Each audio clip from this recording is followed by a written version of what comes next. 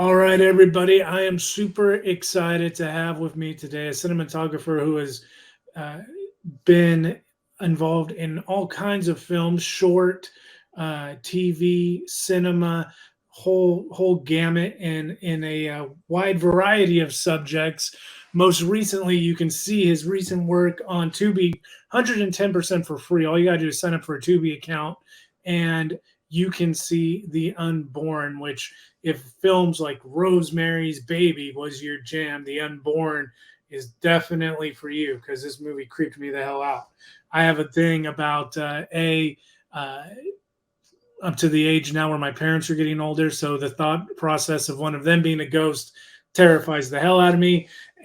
B, the concept of the unborn, the Rosemary Baby, the thing that we deal with in the unborn, where you're carrying a child that may or may not be 110% just a child, is a crazy concept. So, very creepy film. Enjoyed it a lot. I'm stoked to have you on our show, Michael. Thank you for Yeah, taking thank time you. out. Thank you. So, I appreciate that. what was this like in pre-production when you sat down with the director and he hashed this out? Was Rosemary's Baby the first thing that kind of popped into your mind when you're dealing with bringing forth Lilith into the world? The I really dug that, the not necessarily the incarnation of Satan, but uh, his bride to be, or left hand woman, whatever you want to call her, the queen of hell instead of the king. I like that a lot. Yeah, Rosemary's Baby was definitely a conversation. Steven and I both love Rosemary's Baby. As a matter of fact, when I was an undergrad, I had shot a short film and I had won an award honored by William A. Fraker. And we got to talk a little bit about Rosemary's Baby. And when Steven and I discussed Unborn, we definitely did not want to make Rosemary's Baby because for us that's sacred. That's a classic movie, and you can't really remake that. So we wanted Unborn to be our own, but we definitely had Rosemary's Baby in the back of our mind. We even paid an homage to Rosemary's Baby with a shot that comes down the hallway, and it's very similar to Rosemary's Baby, where Mia Farrow is on the phone and you can't really see her face. She's slightly cut off by the wall, by the door frame. So we did something similar to that in a bedroom scene, just to pay a little bit of an homage to Rosemary's Baby. That's also getting obvious for obvious reasons, like the Omen vibe, where I thought it was kind of cool. Where even though she wasn't seen in the scene, the fact that as she is, developing in the pregnancy, it's almost like her powers outwardly are coming, and so she has the ability to possess and make just bystanders kind of open their soul, so to speak, and she can inhibit them for a while. I thought that whole aspect was cool because it teetered on the, is our main protagonist actually just like having a psychological break, or is she actually seeing what she's seen? I thought that was pretty wild. The most wild was the doctor's office. What was that whole sequence like? Because he really dug in there with that pen. Yeah, that was actually a lot of fun to shoot. We spent the whole day in the doctor's office, and yeah, we Steven just worked with the actors, and we just created a space where we didn't prohibit them with the equipment, with the lights or anything, and we just let them kind of do their thing. We ran through it, and as you can see, the scene doesn't have a lot of cuts, and it's not a fast paced scene. It's very slow. It's a slow burn psychological thriller, if you will. And yeah, for that scene, we got up to the moment where he commits suicide, and we put the prosthetic on. We did it once. It was fantastic. We had enough equipment to set it up again. So we set up again just for fun because we had already gotten it on the first time. And we just had a little bit more blood this time, And yeah, he went for it. And it was one of my favorite scenes, hands down. The fact that how they rigged it too is where, like, when he stabs and it's not like the over the top like gush at first. It's like just a little trickle, and then he takes it out, and then it's like, oh man, that is why practical effects in horror movies are the dopest thing. Yeah. Because um but shooting this thing, the context, I never have interviewed anybody from The Omen or Rosemary's Baby or anything. Shooting this thing, I guess, could be viewed as a sensitive matter with it being about an unborn child. I know if you go back historically and you look at like some of the reviews for Rosemary's Baby, it was very like cancel culture, like all that kind of stuff. So what, going in when you guys are dealing with that subject matter, despite the fact that it's a good horror film, who it's made for, they're going to appreciate it fan wise. Like, was that ever like kind of in the back of your guys' mind? I'm curious to know, like, hey, we should maybe film it like this as to not offend, this, or like, was it like we're gonna film it the way that we're gonna film it, and you, Michael, you got free reign. You're gonna, set the camera up however you want, as far as his vision. Like, how was that? Yeah, I think nowadays audiences are more progressive and just us as a culture. I don't know if the unborn is so taboo now. Yeah. We we did have discussions with everybody, especially the actors, about sensitive material, and we definitely did not want to offend anybody. Um, we did change a few little things, just in the relationships of our two leads, and also just making sure we were just self aware of what we were making. As far as putting the camera down, Steven basically gave me free reign to create the visual images. So a lot of the silhouettes, the lens flares, the coloring, the color contrast, the desaturation, even the found footage look. That was pretty much all me. During pre-production, I would shoot camera tests and share those tests with Steven. And then we would talk about it and finalize a look. But sitting down on the day, Steven has a camera background. So as a Mm. director, it was really easy to talk to myself as a cinematographer because we knew lenses really well. And he likes unique compositions. He likes making a beautiful movie, even if it's a horror film, still looking good. And he would say, he would just say, I want a two shot. And he would describe the two shot, the feeling or the tone, maybe a lens, but usually we were just on the same page. And so we would set something up, maybe adjust the frame if need be. Steven loves to shoot at like blue hour right after the sun has set for like the Mhm. evening stuff. So we try to keep all those elements in mind when shooting a scene or just creating an image in general.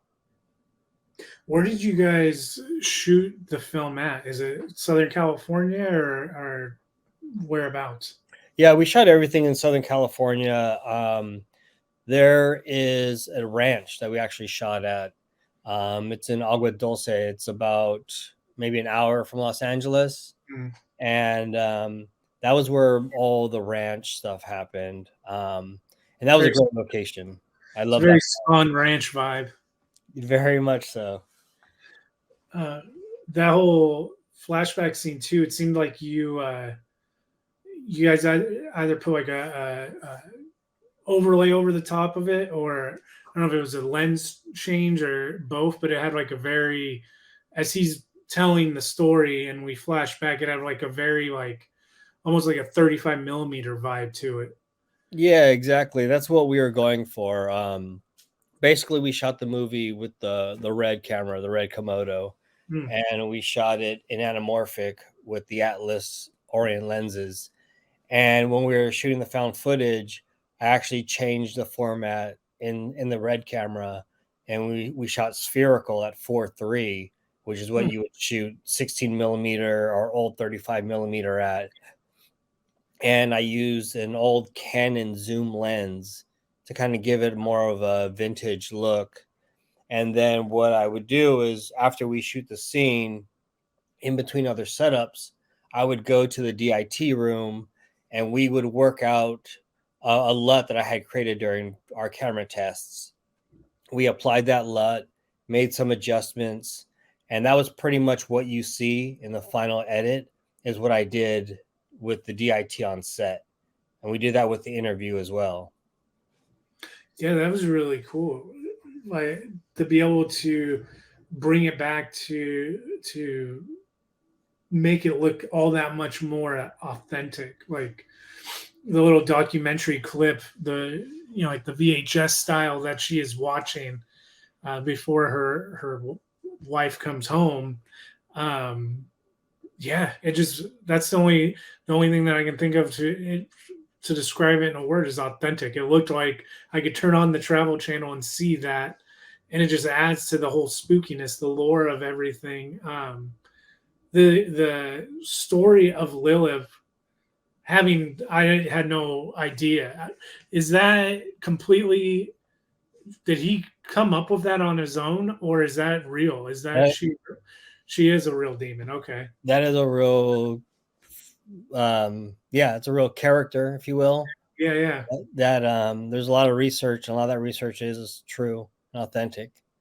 That yeah, the whole concept of we've seen succubus aplenty and everything else. So if really you let your mind even kind of our imagination go a little bit like she is the original succubus type of a thing, like that whole I've never seen a horror movie that has elaborated to that much detail on that character before. So that was pretty rad.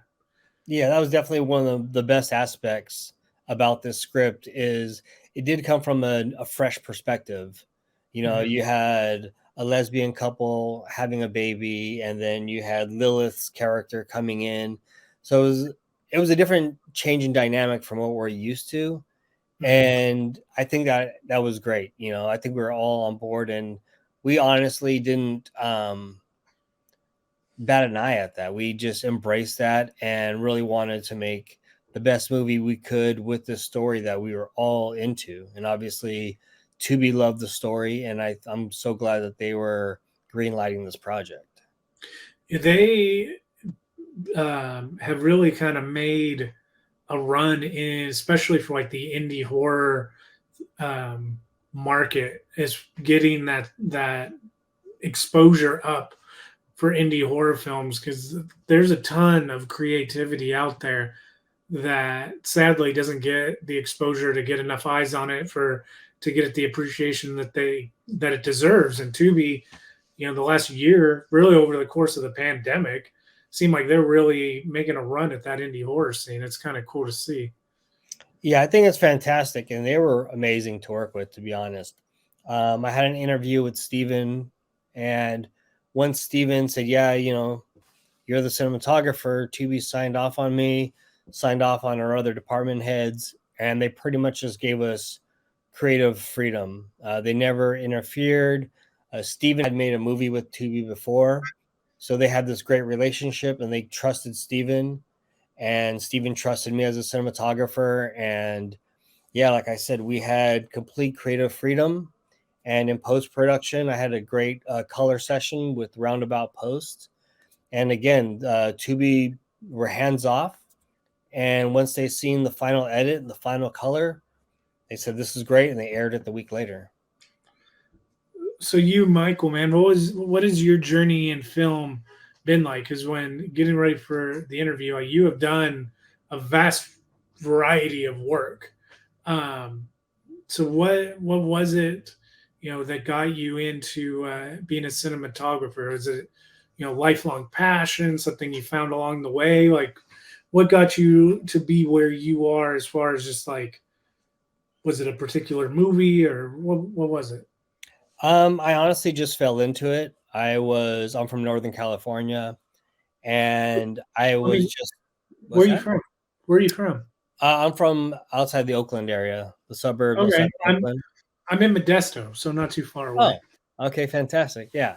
And yeah, I was just kind of trying to find myself, if you will. And some friends I had known when I was younger had moved to Los Angeles, and one of them were shooting a music video, and they asked if I wanted to come down and work on a music video, kind of as an intern. Mm. So I came down to Los Angeles and I started hanging out on set.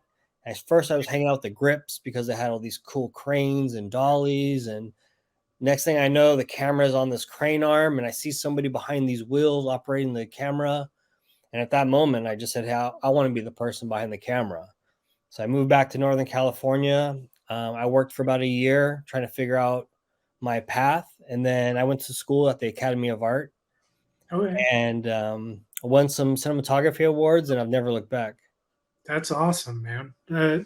It's interesting how the stars kind of align to show you the path that you are supposed to be on. Yeah, exactly. Um, Now, growing up, or even right now, I would imagine the answer to right now is yes. But growing up, were you always a scary movie fan? Yeah, yeah. I would always sneak out of my room and like put on HBO or something as a kid, and just like always try to find whatever was on. And I always gravitated to horror films. I mean, I want to say like The Shining, Amityville Horror, Rosemary's Baby, like the whole Texas Chainsaw Massacre, like culture when world. I love Mhm. all the side stories. I mean, yeah, I've always been gravitated to darker material. I enjoy watching it. Yeah, the the film in itself too, like without spoiling too much, it definitely sets itself up for a continuation, possibly at some point down the line. Like it really sets itself up for continuation. Is that something that Stephen and you have talked about, like revisiting to see where this is at? I don't know, like a time jump thing or anything, but has that ever was that ever talked about, or was it let's just see how this turns out? Yeah, I think it's more let's see how this turns out. Steven and I are actually trying to find the next horror film for us to do together. Hmm. So we're actually looking through a few projects right now, Oh, and right on, hopefully this year, yeah, we'll probably shoot another one together. right on. That's It's always interesting to watch a cinematographer and a director when they get into a groove together and the resume grows with them working together, and um, just to see how the end product develops once the relationship between the two of them, there's like no direction necessary. So I had to write a paper on this for film school, so I was like the fact that you guys are gonna have work together down the line is pretty rad, because it's always seems like when that happens, it's always better and better and better and better now, the more that you do together. With this one, your principal cast was pretty spot on most of the time. The two, main antagonists is that couple, even staging like their arguments where they would say something and then they come back and they're like, okay, I shouldn't have said that, like almost immediately, and then they would turn on each other again, like back and forth. um it was really authentic to how people have arguments in a marital relationship, and to see how their whole story arc all the way to the end there when she is in the makeshift hospital.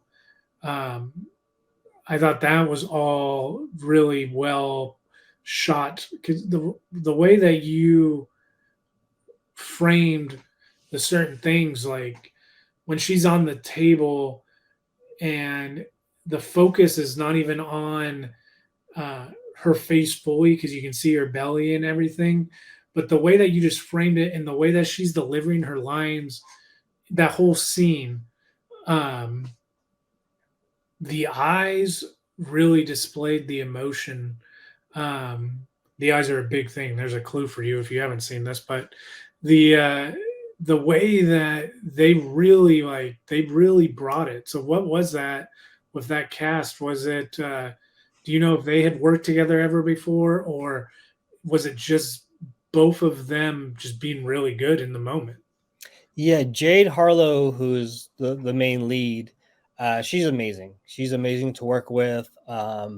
She's a true professional. She brings it. She had to wear that prosthetic all day, never complain. That thing is heavy. Um, and she was just one of the most professional people I've ever worked with. Mm. And Ella Thompson, Thomas, they were great.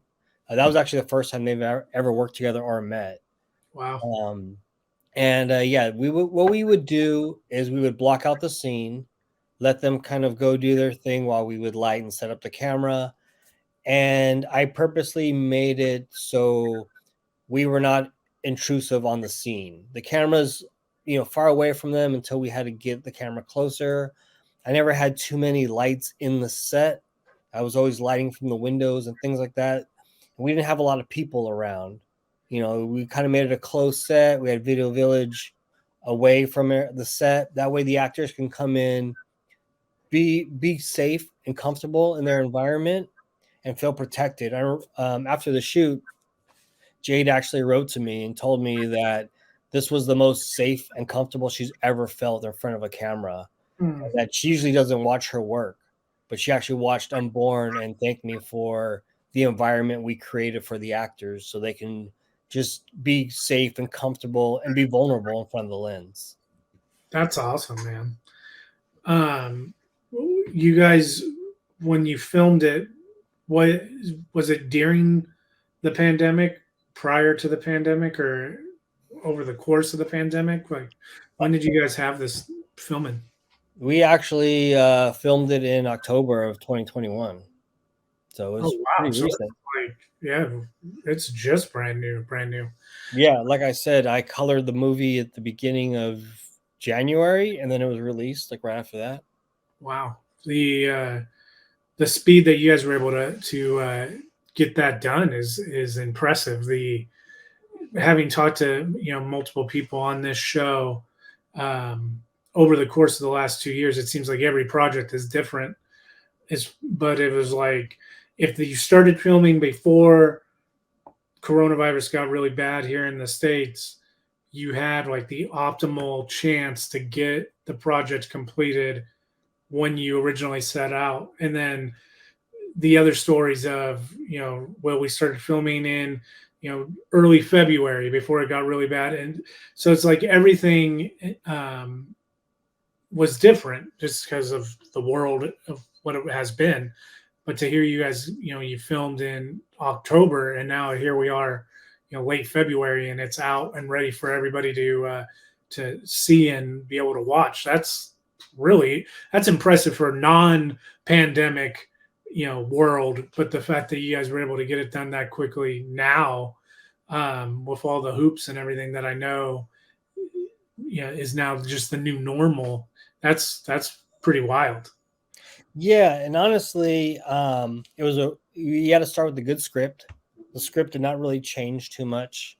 Maybe it's in every production you tweak the script according to a location or the actors or the director has something different, but it pretty much stayed true to the script.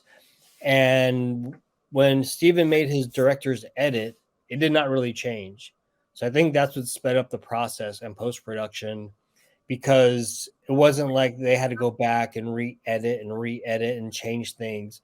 Basically, the director's cut was what the final product was. So it was very simple in that regard. And then once the edit was locked, the visual effects were very simple in this movie. It's really about the drama and the horror and what's going on with the main character. The color session I did really within a couple of days. Basically, I had taken footage and color corrected a few scenes, about a good 7 minutes worth, and I sent that to the colorist as a example to kind of set the look and tone.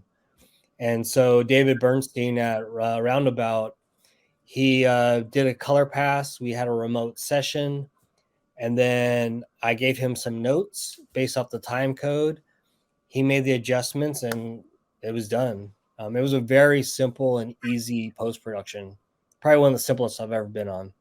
Yeah, I mean, it sounds like it. And when they are taking your footage as a cinematographer, and now it's in post production. Do you like watching them edit if you're able to, or do you not like? Do you just want to see it once it's done being cut?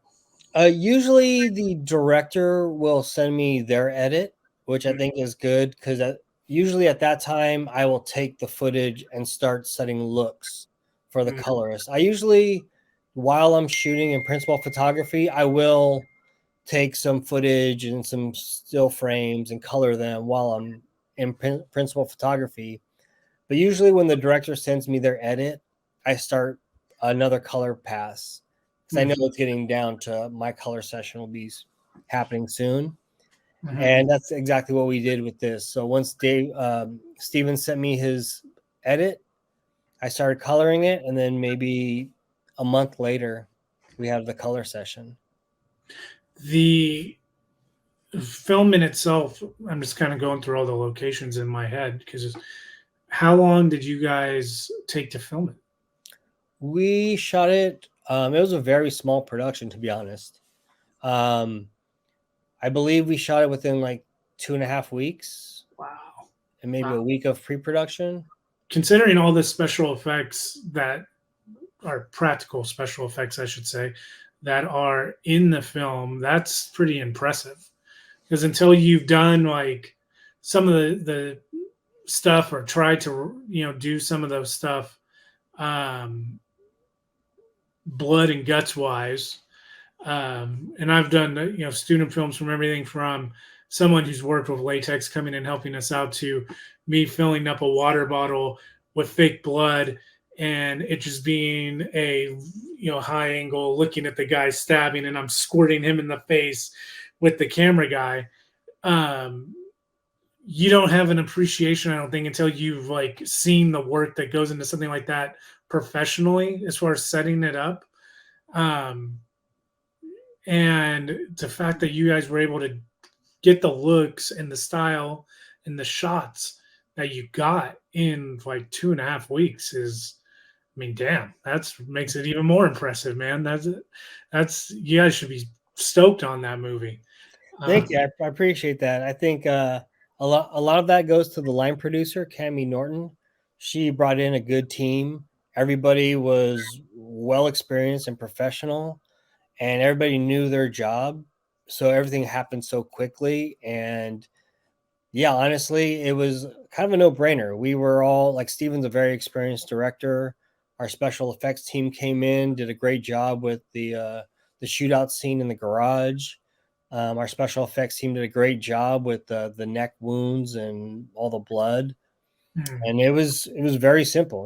We I guess we got lucky in fact that we only had to do the practical effects a few times because we would usually just nail it like the first time. The way that the film is on Tubi too, it's important that you guys who are listening or watching know that you don't have. Tubi is an interesting service because you can sign up for an account, and as long as you're okay, I'm trying to think when I watched it, and maybe even it was nowhere near like what Hulu does with their breaks. Maybe broke away like two times, and that was it. And the commercial breaks that it had were not like 2.5 minute breaks. It was like 45-second break, and then it was straight back into the movie. So Tubi really is like if you want to see some cool stuff, and they have a huge like backlog, and they have some live TV channels and everything else. Like it really is a pretty rad service, uh, and it was cool to be able to sit and check out the Unborn.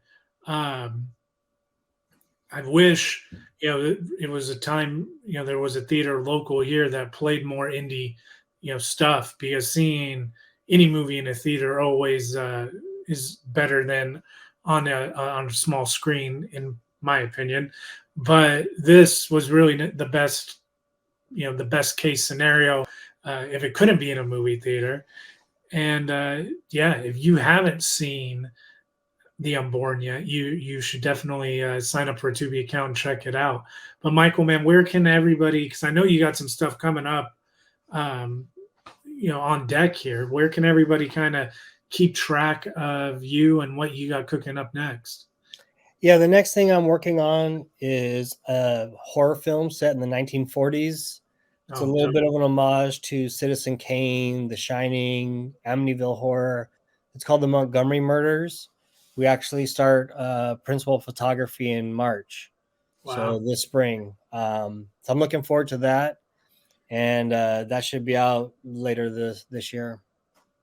Right on, man. I look forward to seeing that one as well. Well, hopefully we can get you back on to talk about it once you guys wrap photography on that one, because that Citizen Kane meets The Shining, that very much my vibe. I could get into that real quick. Yeah, Uh, but thank you, buddy, for taking the time out to talk to us today. And we will look forward to the Montgomery murders, and we look forward to hopefully having some more of our viewers and listeners check out the Unborn and commenting and saying, yeah, like he's right. That movie was badass. So well, thank you again. thank you for having me. No problem, man. Thank you. Yes.